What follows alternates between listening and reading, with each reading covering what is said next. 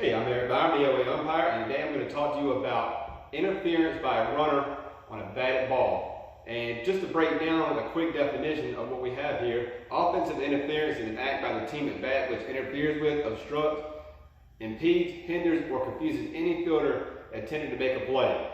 And we have talked about before where we have interference where the ball actually hits the runner, but today we're going to talk about when the runner collides or impedes or interferes with the fielder in the act of fielding the baseball or batted baseball. So we're just going to look up here at the diagram and we're going to give a couple of examples, and then we're going to go straight to the videos on some examples of the plays we're talking about.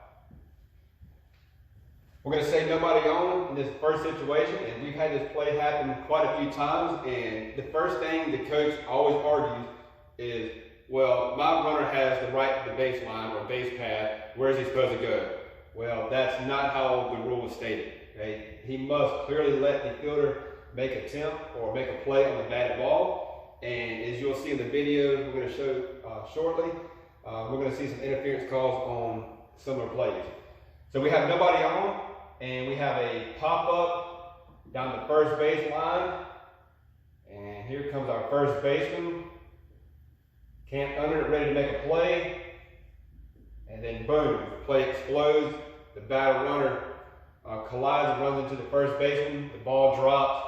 Now, as an umpire, we got to come out, time, that's interference, you're out. Okay? Pretty easy one. Let's get into some examples where we have a runner on first.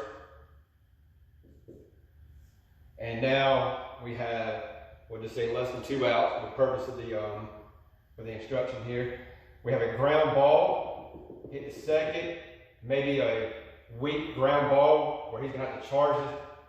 He's going to come up, and the time he's right here, ready to make that play before the ball gets there, boom, they collide with each other, he falls to the ground, now the ball scoots off into the outfield. Okay, we have our umpire here, time, you're out, okay, because he interfered, hindered, and impeded the fielder making a play on the batted ball. So what we're going to do here, we're going to have R1 out, and we're going to award the batter runner, or send the batter runner to first base. Okay, we're going to talk about a play later that's very similar to this, where we have the act of the runner here intentionally interfering with this to possibly breaking up a double play. But we'll talk about that in just a few minutes.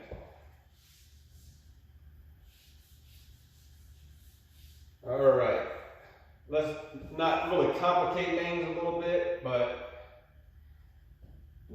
let's go with another example. We have a runner on second. We have our base umpire U1 and C, and we have a ground ball hit here. Boom, they collide, all right, and pretty much time, you're out. He's going to be out. I'm going to send the runner, the batter runner, put him at first base. Okay. One more example of this play, and as you can see in the video you're about to watch, we're going to have the same exact play, but I just want to explain to you the differences with the amount of outs and all that. So base is loaded. U1 here, shortstop here. And we have a ground ball, part of this play, 1 out. Okay. Ground ball hit the short, boom, they collide. Nice job by U1, time, you're out. The question is now, what do we do with all these runners out there? There's going to be mass confusion, players are going to be running everywhere. Now we have to know where to put these runners after all this happens. Okay. It's a good job of making this call, but the end result, we got to make sure we put these runners back where they need to be put. So after all the confusion, R3 has probably already scored. He's happy, he's celebrating that he scored. No, we got to put R3 back. R2 is already out. R1 will go to second, and batter runner will go to first base on this. All right. So now it's going to be 2 outs, and bases loaded. Of course, no runs has scored on that. Last example we're going to give, and we're going to watch a video on this also. We'll say bases loaded again. And we're going to have a 1 or 2 hopper, or maybe just a line drive off the pitcher and hits his kneecap or his shoe or ankle, and now ricochets over here. And by the time all this happens, R2 is already here, and boom, they collide. Okay? While the third baseman is in the act of fielding the batted ball. Okay? Now, if you have already watched the video, or if you've already been over the section on where a batted ball hits the pitcher, and then the batted ball then hits the runner, we know that's nothing. The ball will still be in play. But this is where that rule differs a little bit, where we have the fielder in the act of fielding the baseball. Okay? That rule no longer applies. So if we have a deflection off another fielder, for example the pitcher, and now another fielder has the ability to field this batted ball, and we have a collision, then we still have to kill it time, and that's still going to be interference regardless if it hit a player or not. But here we have it deflecting off the pitcher, and now third base is trying to make a play, and now we just have a big collision when he's at the field of the baseball. So we're going to watch a really good video on that in a few minutes.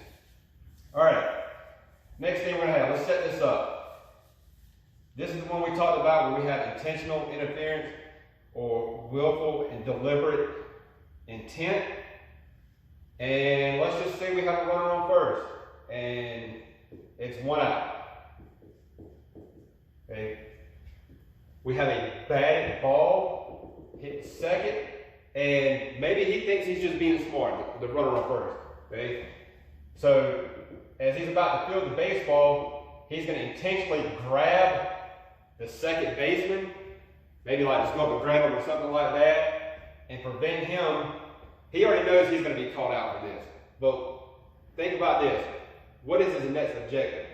He's trying to prevent them from turning a what? A double play. Okay? So he's trying to, create the interference. I know I'm going to be out, but I want to make sure my guy's going to be safe first. Well, that's not how it works. Okay? So we would call time, R1 is out, and now the batter runner is also going to be out. Okay? This is for the intentional interference or willful and deliberate intent here. Okay? So that is caused by a runner. Now, you're probably asking yourself, what if the batter does this? Completely changes everything.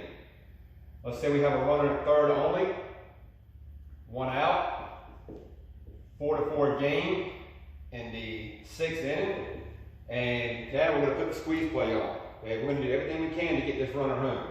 So we know by when we have this squeeze play on that the runner is going to be breaking on the pitch, or when the pitcher starts his delivery towards the plate.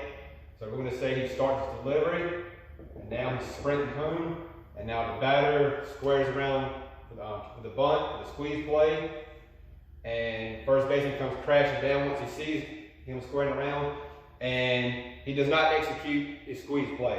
He pops it straight up in the air, pretty high, and the batter runner is hustling, and he knows that if he catches this ball right here, that there's a good chance he's going to catch it, throw it to third to do what? Double up the runner. We had the second out here and then the third out there, and that will be it. So this batter runner may have that in his mind. So he's going to intentionally interfere with the first baseman here. He's going to go up and grab him or do something to intentionally interfere with this guy. Yeah, he knows he's going to be called out for this, but at the same time, we're going to have this out and the runner closest to home, who is this guy charging R3, trying to score. So you would have the second out here for the interference, and then you would also have the third out with the runner from third. So those are the differences between unintentional and intentional interference on those calls. We're going to go to a few videos. We're going to break down 3 videos, which I really like, real good examples, and we'll just go through them and talk about and break down each one of them.